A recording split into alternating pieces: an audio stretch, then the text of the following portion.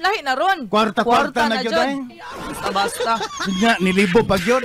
Libo-libo niya. Taas pa yung kayo. Mao gani. Daghan pa yun kayo. Mao na nga daghan kayo karon na sa social media dong irin. Na ay tag 20, tag 50, 100, sa kalibo. So may kasulti ni mo ana dong ir. O sa may, para na ko day, ila ba ng kwarta? Okay. Inyo man ang kwarta, di man ta makabuot ana day, kung mao gyud na po ilang gusto day. Kung Pero, daghan sa kwarta. Ilang pero, na kwarta.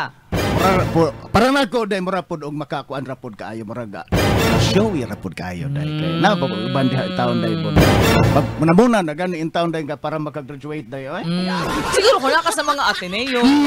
Kanang mga prestigyoso. Pero wala ko kita nga mga nasa mga prestigyoso nga na garland o kwarta. Mura day, mura ko pagkikitaan na day. No? Kuan lang yun, formal lang yun. Formal seremonyas. Lahi ha kay. Pero ikaw be, o sa may imong take ani be. Dili ko magigana oy kay gawa sana ko pa kay di nga nakadakong kwarta. Inaamoy panawagan ng usa ka magtutudlo karon. O panawagan? Nanawagan siya sa mga ginikanan nga unsa daw? Nga muhatag og money garland sa inyong mga graduating students. Unsa may punto ni ma'am? Ang iyaha dinhi kay ayun pa niya. Ako na lang i-quote long sige day.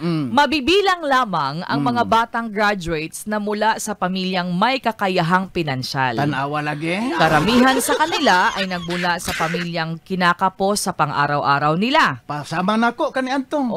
Pakiusap sa mga magulang na magbibigay ng money garland ngayong graduation season na kung maaari, gawin ang pagsasabit pagkatapos na ng graduation ceremony at hindi habang nagaganap ang seremonya at lalong wag sana sa mismong pag-akyat sa stage. Correct, day. So, pero showy rapod kaayo lagi, day. Oy. Ang purpose ng pagbibigay ng money garland ay bigyan ng appreciation ang batang nagsipagtapos.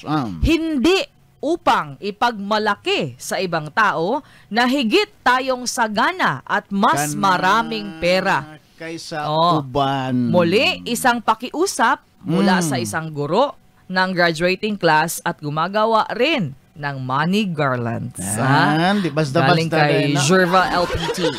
Manang post sa social media mga kasama. Para na ko, day, sa iyang statement, day. Kuan kaayo, day. Tumbok yun niya, day. Straight to the point. Straight to the point. Para na ko, hinaot unta, day, nga mo, tuhop to sa hunahunag kasing-kasing sa bagagidikanan nga nagplano karon nga magbutang o maghimo sa ingon. Ngadto sa mag-graduate nila nga mga anak, day, o mga bana.